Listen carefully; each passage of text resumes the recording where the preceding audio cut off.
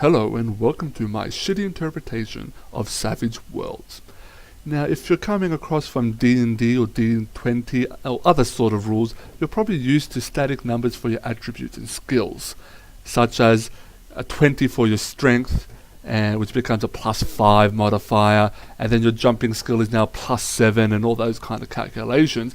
But in Savage Worlds, we get rid of all those static numbers and instead use dice types. So you would use a 4-sided dice, a 6-sided dice, an 8-sided dice, and so on and so forth for your attributes. And in the case of this example, we're going to summarize those dice types as D4, D6, D8s, and so forth.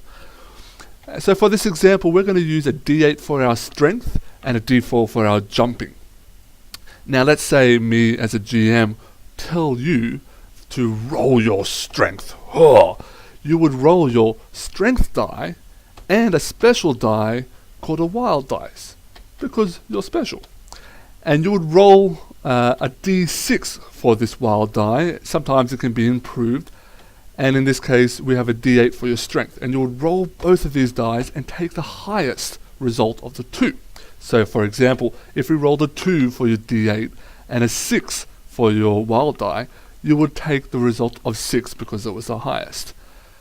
But there's a special concept in Savage Worlds, and it's called aces, or exploding dice. And it allows you to pick up a dice when you roll the highest number on that dice type. So a 6 on a D6, for example. And so you'll pick up that dice and roll it again and add it to your previous result. So if we were to pick it up and roll a 5, we will have 6 plus 5, which equals 11, and that's what you give your game master. But if you were to actually roll a 6 again, you can pick up that dice and roll it again and add it to your previous result, and so on and so forth, and you can get really high numbers if you're lucky. And bringing up high numbers, there's a concept called raises. Now, you usually have to roll against a target number, and in Savage World that target number is usually 4 for common tasks, and it could be higher or lower. Now, when you roll, you get 1 raise for every multiple of 4 above that target number.